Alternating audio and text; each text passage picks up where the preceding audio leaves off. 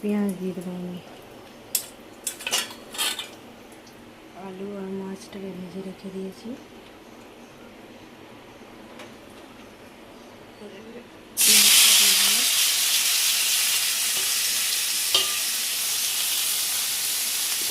পেঁয়াজটা ভাজা হয়ে গেছে, এবারে মশলাটা দেবো। যে মশলাটা আমি করে রেখেছিলাম, এই যে আদা রসুনের পেস্টটা দেবো।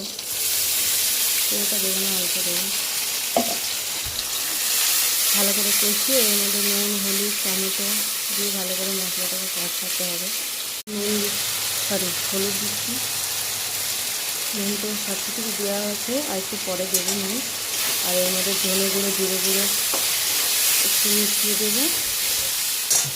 আর এই যে টমেটোটা, যতক্ষণ না গলে যাচ্ছে টমেটোটা, মশলাটাকে ভালোভাবে কষাতে হবে।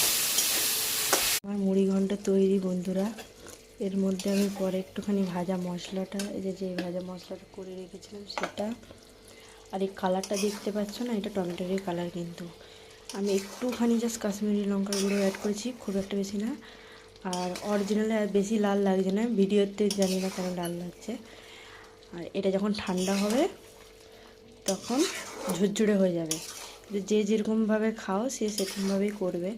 তো দেখো সবই সেদ্ধ হয়ে গেছে, আলু টালু সবই সেদ্ধ হয়ে গেছে, মাছের মাথাগুলো ভেঙে গেছে। আর এটা যখন ঠান্ডা হবে তখন আর একটু ঝুরঝুরে হয়ে যাবে। তো এর মধ্যে আমি আবার একটুখানি যে ভাজা মশলাটা অ্যাড করবে, যেটা করে রেখেছিলাম প্রথমে, আর একটু ঘি আর গরম মশলা দিয়ে নামিয়ে নেবো। তো আমার রান্না রেডি, মুড়ি ঘন্ট। কীরকম হয়েছে সবাই কমেন্ট করে জানিও। একটু পাশে থেকো, লাইক কমেন্ট শেয়ার করে একটু ভালোবাসা দিও। তো গুড আফটারনুন সবাইকে। তোমরা বাড়িতে এইভাবেই রান্না করে খেও।